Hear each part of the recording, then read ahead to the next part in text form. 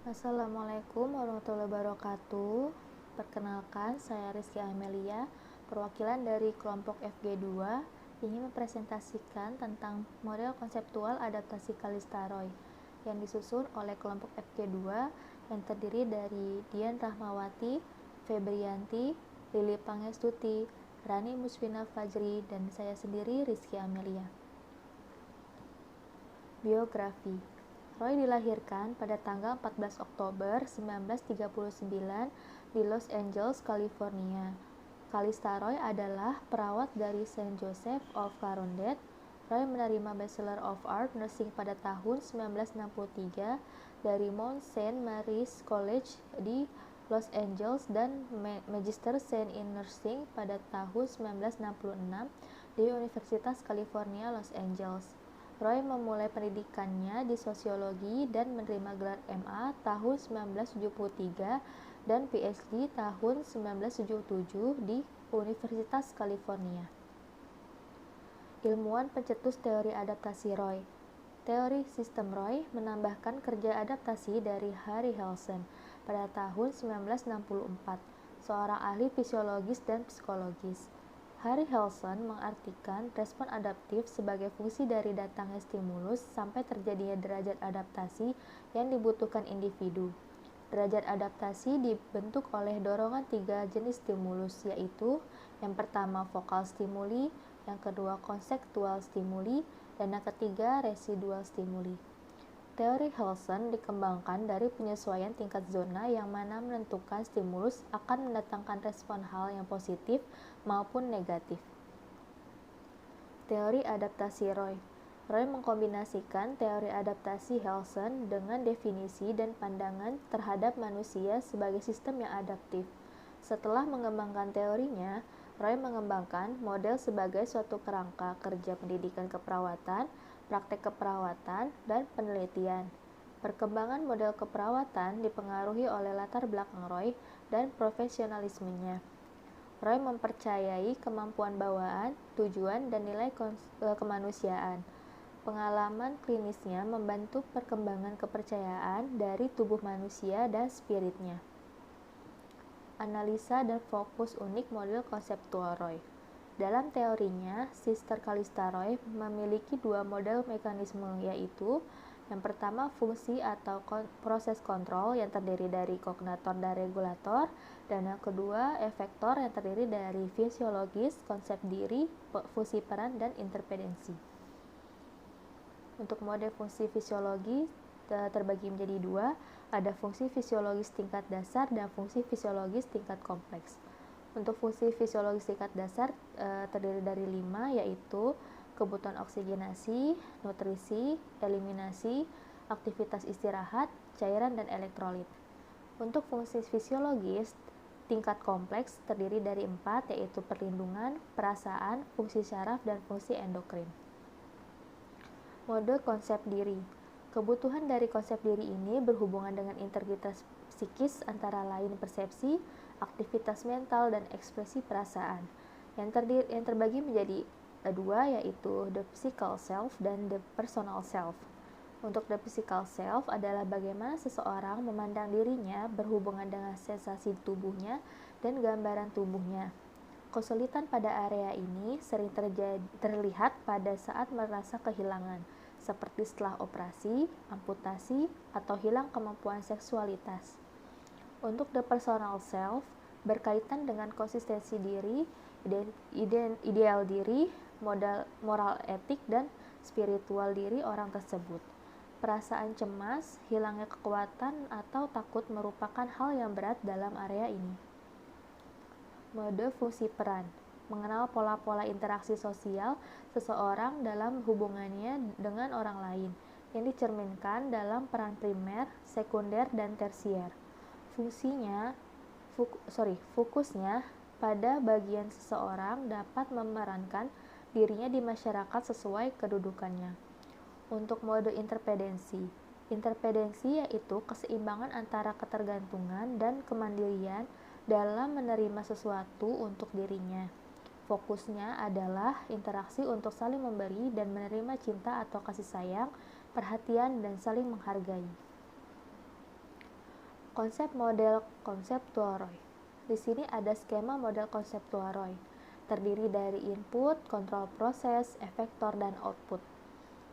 Di sini untuk inputnya ada stimulus adaptasi level yang menghasilkan kontrol proses yang terdiri dari mekanisme coping, regulator, dan kognator. Lalu timbul efektor yang menghasilkan output, fungsi fisiologis, konsep diri, fungsi peran, dan interdependensi. Lalu menghasilkan adaptif dan respon efektif yang menghasilkan feedback kembali ke proses input.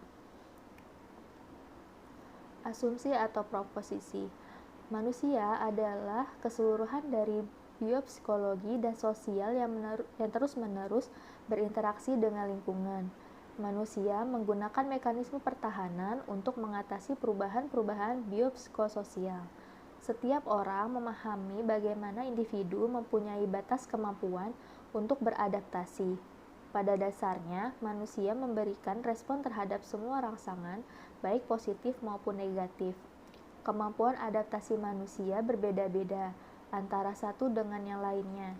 Jika seseorang dapat menyesuaikan diri dengan perubahan, maka ia mempunyai kemampuan untuk menghadapi rangsangan baik positif maupun negatif. Sehat dan sakit merupakan adalah suatu hal yang tidak dapat dihindari dari kehidupan manusia. Kelebihan dan kekurangan teori adaptasi Roy. Untuk kelebihannya di sini, perawat bisa mengkaji respon perilaku pasien terhadap stimulus dan stresor yang dihadapi oleh pasien, sehingga diagnosis yang dilakukan oleh perawat bisa lebih lengkap dan akurat. Lalu, perawat sebagai pemberi asuhan keperawatan dapat mengetahui dan lebih memahami individu tentang hal-hal yang menyebabkan stres pada individu. Proses mekanisme coping dan efektor sebagai upaya individu untuk mengatasi stres. Untuk kekurangan dari teori adaptasi Roy adalah teori Roy ini hanya berfokus pada proses adaptasi pasien dan bagaimana pemecahan masalah pasien dengan menggunakan proses keperawatan dan tidak menjelaskan bagaimana sikap dan perilaku cara merawat pada pasien, sehingga seorang perawat yang tidak mempunyai perilaku caring ini akan menjadi stresor bagi para pasien. Penerapan teori Roy pada praktik keperawatan. Di sini pada tahap pengkajian dibagi menjadi dua, ada pengkajian pertama dan pengkajian kedua. Untuk pengkajian pertama diartikan sebagai pengkajian perilaku klien terhadap masing-masing mode adaptasi secara sistematik dan holistik sebagai sistem adaptif berhubungan dengan masing-masing mode adaptasi, yaitu fisiologis, konsep diri, fungsi peran, dan ketergantungan. Menganalisa pola perubahan perilaku klien tentang ketidakefektifan respon atau respon adaptif yang memerlukan dukungan perawat. Jika ditemukan ketidakefektifan respon, perawat melaksanakan pengkajian tahap kedua. Pada tahap pengkajian tahap kedua, perawat mengumpulkan data tentang stimulus vokal, kontekstual, dan residual yang berdampak terhadap klien. Faktor yang mempengaruhi respon adaptif meliputi genetik, pola interaksi sosial, stres fisik, dan emosi. Perumusan diagnosa keperawatan. Roy mendefinisikan 3 metode untuk menyusun diagnosa keperawatan. Yang pertama, menggunakan tipologi diagnosa yang dikembangkan oleh Roy dan berhubungan dengan 4 mode adaptif. Yang kedua, menggunakan diagnosa dengan pernyataan atau mengobservasi dari perilaku yang tampak dan berpengaruh terhadap stimulusnya. Dengan menggunakan metode diagnosa ini, maka diagnosanya adalah nyeri dada disebabkan oleh kekurangan oksigen pada otot jantung berhubungan dengan cuaca lingkungan yang panas. Yang ketiga, menyimpulkan perilaku dari satu atau lebih adaptif mode berhubungan dengan stimulus yang sama, yaitu berhubungan. Misalnya, jika seorang petani mengalami nyeri dada di mana ia bekerja di luar pada cuaca yang panas, pada kasus ini diagnosa yang sesuai adalah kegagalan peran berhubungan dengan keterbatasan fisik miokardial untuk bekerja di cuaca yang panas. Intervensi keperawatan. Intervensi keperawatan adalah suatu perencanaan dengan tujuan merubah atau memanipulasi stimulus vokal, kontekstual, dan residual. Pelaksanaannya juga ditujukan kepada kemampuan klien dalam coping secara luas, supaya stimulus secara keseluruhan dapat terjadi pada klien, sehingga total stimuli berkurang dan kemampuan adaptasi meningkat. Tujuan intervensi keperawatan adalah pencapaian kondisi yang optimal dengan menggunakan coping yang konstruktif. Tujuan jangka panjang harus dapat menggambarkan penyelesaian masalah adaptif dan ketersediaan energi untuk memenuhi kebutuhan tersebut, mempertahankan pertumbuhan dan reproduksi. Tujuan jangka pendek mengidentifikasi harapan perilaku klien setelah memanipulasi stimulus vokal, kontekstual, dan residual. Implementasi keperawatan direncanakan dengan tujuan merubah atau memanipulasi vokal, kontekstual, dan residual stimuli, dan juga memperluas kemampuan coping seseorang pada zona adaptasi sehingga total stimuli berkurang dan kemampuan adaptasi meningkat. Evaluasi. Penilaian terakhir dari proses keperawatan berdasarkan tujuan keperawatan yang ditetapkan. Penetapan keberhasilan suatu asuhan keperawatan didasarkan pada perubahan perilaku dan kriteria hasil yang ditetapkan, yaitu terjadinya adaptasi pada individu. Pandangan Roy terhadap konsep utama paradigma keperawatan. Manusia, penerima jasa asuhan keperawatan individu, keluarga, kelompok, komunitas, dan sosial. Masing-masing dilakukan oleh perawat sebagai sistem adaptasi yang holistik dan terbuka. Sistem terbuka tersebut berdampak terhadap perubahan yang konstan terhadap informasi, kejadian, energi antara sistem dan lingkungan. Interaksi yang konstan antara individu dan lingkungan dicirikan oleh perubahan internal dan eksternal. Individu harus mempertahankan integritas dirinya, yaitu beradaptasi secara kontinu. Manusia sebagai sebuah sistem adaptif. Sebagai sistem adaptif, manusia dapat digambarkan secara holistik sebagai satu kesatuan yang mempunyai input, proses, efektor, dan output. Keperawatan adalah bentuk pelayanan profesional berupa pemenuhan kebutuhan dasar dan diberikan kepada individu baik sehat maupun sakit yang mengalami gangguan fisik, psikis, dan sosial agar dapat mencapai derajat kesehatan yang optimal. Bentuk pemenuhan kebutuhan dasar dapat berupa meningkatkan kemampuan yang ada pada individu, mencegah, memperbaiki, dan melakukan rehabilitasi dari suatu keadaan yang dipersepsikan sakit oleh individu. Roy mendefinisikan bahwa tujuan keperawatan adalah meningkatkan respon adaptasi berhubungan dengan 4 mode respon adaptasi. Perubahan internal dan eksternal dan stimulus input tergantung dari kondisi coping individu. Tingkat adaptasi seseorang akan ditentukan oleh stimulus vokal, kontekstual, dan residual. Vokal adalah suatu respon yang diberikan secara langsung terhadap ancaman atau input yang masuk. Penggunaan vokal pada umumnya tergantung tingkat perubahan yang berdampak terhadap seseorang.